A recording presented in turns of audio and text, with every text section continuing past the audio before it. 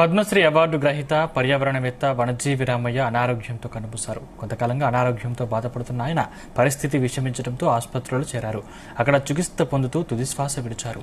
రామయ్య అసలు పేరు దర్పల్లి రామయ్య. కోటి మొక్కలు నాటి వనజీవి రామయ్యగా పేరు పొందారు. రామయ్య స్వస్థలం ఖమ్మం జిల్లా ఖమ్మం రూరల్ మండలం రెడ్డిపల్లి గ్రామం.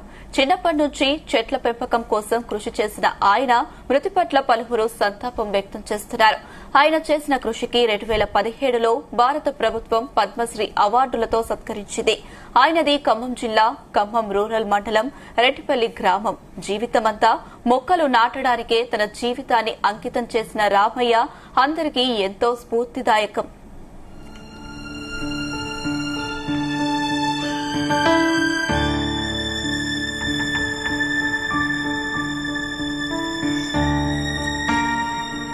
రామయ్య కోటికి పైగా మొక్కలు నాటి రికార్డు సృష్టించాడు. పర్యావరణ పరిరక్షణకు ఆయన చేసిన కృషి అంతా ఇంతా కాదు. జీవితమంతా మొక్కలు నాటి పెంచారు.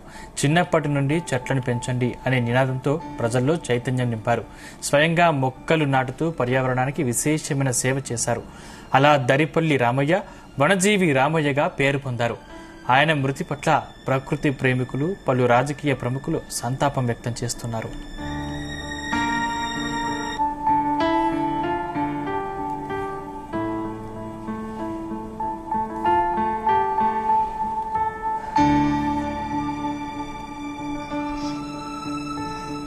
ప్రస్తుతం ప్రపంచం ఎదుర్కొంటున్న అతిపెద్ద సవాల్ పర్యావరణ మార్పులని వనజీవి రామయ్య చెబుతుండేవారు. దీనికి పరిష్కారం ఉన్న అడవులను సంరక్షించడం అంటూ ప్రచారం చేశారు. ప్రతి ఒక్కరూ కొత్తగా మొక్కలు నాటడం ద్వారా పచ్చదనాన్ని పెంపొందించాలని బలంగా విశ్వసించారు. ఈ దిశగా ఆయన అవిశ్రాంతంగా కృషి చేశారు. వనజీవి రామయ్య తెలంగాణ రాష్ట్రంలోనే కాకుండా దేశవ్యాప్తంగా ఎంతో మందికి స్ఫూర్తిగా నిలిచారు. ఆయన చేసిన కృషికి గుర్తింపుగా భారత ప్రస్తుత ప్రభుత్వం ఆయనను 2017లో పద్మశ్రీ పురస్కారంతో సత్కరించింది.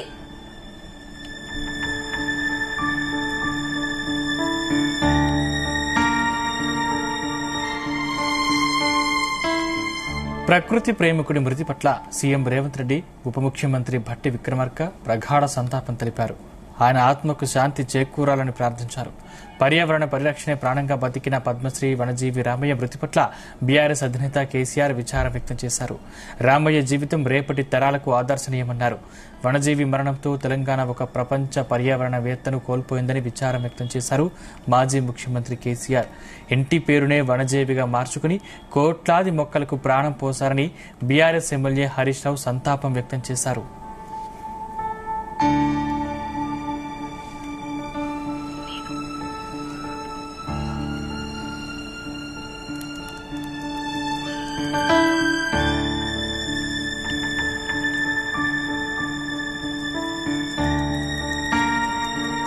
పద్మశ్రీ అవార్డు గ్రహీత వనజీవి రామయ్య గారి మృతి పట్ల బీఆర్ఎస్ పార్టీ తరఫున తీవ్రమైన సంతాపాన్ని వెలుబుచ్చుతా ఉన్నాం.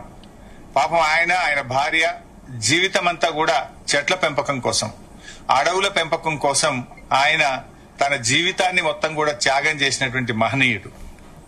ఆయన ప్రతి క్షణం కూడా ఒక్కొక్క చెట్టును కూడా కాపాడడానికి ఎంతో ప్రయత్నం చేసిండ్రు. ఇవాళ పాపం రామయ్య గారు ఆయన జీవితాన్ని త్యాగం చేసిండ్రు.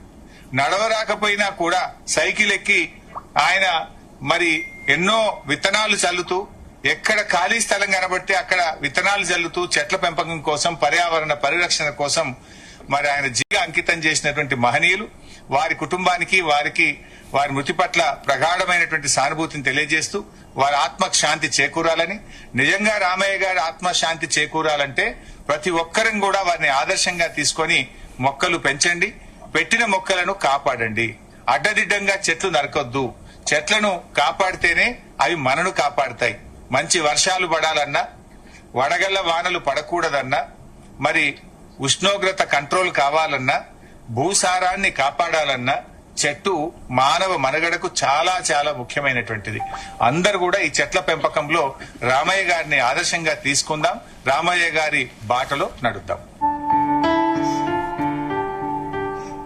ప్రకృతి ప్రేమికుడు పద్మశ్రీ అవార్డు గ్రహీత వనజీవి రామయ్య అనారోగ్యంతో మృతి చెందారు. దీంతో ఖమ్మం జిల్లాలో విషాద ఛాయలు అలుముకున్నాయి. రామయ్య మృతదేహాన్ని కడసారి చూసేందుకు ప్రకృతి ప్రేమికులు, పలు పార్టీల నాయకులు, కుటుంబ సభ్యులు, బంధువులు భారీగా తరలివస్తున్నారు. రామయ్య నివాసం నుంచి మా ప్రతినిధి యాకేష్ మరింత సమాచారం అందిస్తారు. మొక్కలు నాటి వృక్షో రక్షితి అనే సిద్ధాంతాన్ని ఖమ్మం జిల్లా వ్యాప్తంగా వ్యాపింపజేసినటువంటి వనజీవి రామయ్య అనారోగ్యంతో కన్నుమూశారు. 85 సంవత్సరాల వయసులో ఆయన ఇంట్లో ఉదయం పూట స్పృహ కోల్పోయాడు. దీంతో కుటుంబ సభ్యులు ఆయనని స్థానిక ఆర్ఎంపీ వద్దకు తరలించారు. అక్కడి నుంచి వైద్యం కోసం ఖమ్మం ప్రభుత్వ ఆసుపత్రికి తరలించగా ఆయన చికిత్స పొందుతూ ఉదయం కన్నుమూశారు. దీంతో ఖమ్మం జిల్లా రెడ్డిపల్లి ఆయన స్వగ్రామంలో విషాద ఛాయలు అలుముకున్నాయి. ప్రస్తుతం ఆయన ఇంటి వద్ద మనం ఉన్నాము. ఇక్కడ విషాద ఛాయలు అలుముకున్నాయి. కుటుంబ సభ్యులంతా కూడా మృతదేహం వద్ద పడి విలపిస్తున్నటువంటి పరిస్థితి మనం చూసుకోవచ్చు. వనజీవి రామయ్య 85 సంవత్సరాల వయసులో సైతం చెట్ల నాటడం కోసం చాలా తీవ్రంగా ప్రయత్నం చేశారు.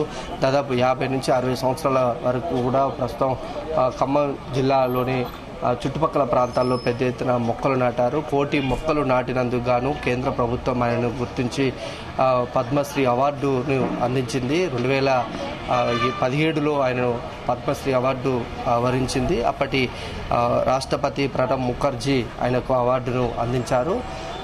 1,000కి పైగా మొక్కలు నాటడం అంటే మామూలు విషయం కాదు. ఎక్కడ చూసినా కూడా రామయ్య నాటినటువంటి మొక్కలే కనిపిస్తూ ఉంటాయి. ఖమ్మం వస్తే చాలు ఆయన నాటిన మొక్కలు ఖమ్మం వచ్చిన ప్రజలకు కనిపిస్తాయి. అయితే వనజీవి రామయ్య ఉన్నటువంటి ఆస్తి ఒక చెట్ల అనేది చెప్పుకోవాలి.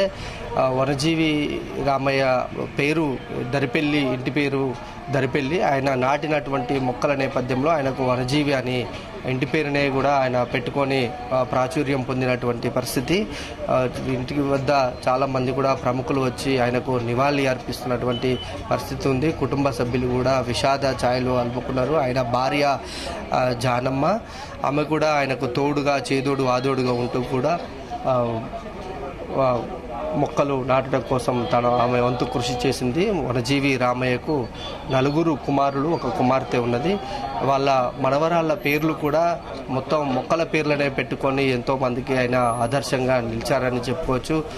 వనజీవి రామయ్య అంటేనే 2 తెలుగు రాష్ట్రాల్లో కూడా ఒక పేరు ఆయనకు ఉన్నటువంటి పరిస్థితి. అనేక ప్రభుత్వ, ప్రైవేటు సంస్థలు కూడా ఆయనకు అనేక అవార్డులను ప్రదానం చేసినటువంటి పరిస్థితి. సీఎం రేవంత్ రెడ్డి కూడా కుటుంబ సభ్యులకు ప్రగాఢ సానుభూతి తెలిపారు. వనజీవి రామయ్య లాంటి వ్యక్తిని కోల్పోవడం బాధాకరమని ఆయన ట్విట్టర్లో ట్వీట్ చేసినటువంటి పరిస్థితి. అట్లాగే ఏపీ సీఎం చంద్రబాబు కూడా ఆయన సేవలను స్మరించుకుంటూ ఆయనకు నివాళి అర్పించారు. కుటుంబ సభ్యులకు తన ప్రగాఢ సానుభూతి కూడా తెలిపినటువంటి పరిస్థితి. అట్లాగే రాష్ట్ర, కేంద్ర మంత్రులు కూడా రామయ్య మృతిని గుర్తు చేసుకుంటూ ఆయనతో ఉన్న అనుబంధాన్ని సోషల్ మీడియా వేదిక కూడా స్మరించుకుంటూ చెప్పుకుంటున్నటువంటి పరిస్థితి ఉంది. కుటుంబ సభ్యులు చాలా విషాదంలో నింపారని చెప్పుకోవచ్చు. ఎందుకంటే నిన్నటి వరకు కూడా రామయ్య చాలా చురుకుగా, చలాకీగా ఉన్నటువంటి పరిస్థితి. ఆయన ఈ ఎండాకాలం వచ్చిందంటే చాలు వివిధ ప్రాంతాల్లో ఉన్నటువంటి విత్తనాలను సేకరించి, ఆ సేకరించినటువంటి విత్తనాలను వర్షాకాలం వస్తున్నటువంటి సమయంలో వాటిని నాటడం కోసం ప్రయత్నం చేసేవాడు. ఖాళీ స్థలాలు, చెరువులు, కుంటలు, గట్లు ఇట్లా అనేక స్థలాల్లో కూడా ఆయన నాటినటువంటి చెట్లు నేడు మనకు మహావృక్షాలుగా కనిపిస్తాయి.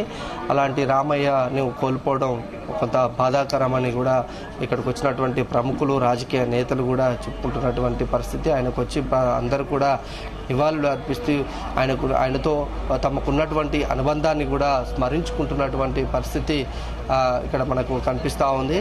వనజీవి రామయ్య చనిపోవడం తెలుగు రాష్ట్రాల్లో కూడా ఒక బాధాకరమైన అంశంగా చెప్పుకోవచ్చు. కెమెరామెన్ శరత్తో యాకేష్, జీ తెలుగు న్యూస్, ఖమ్మం.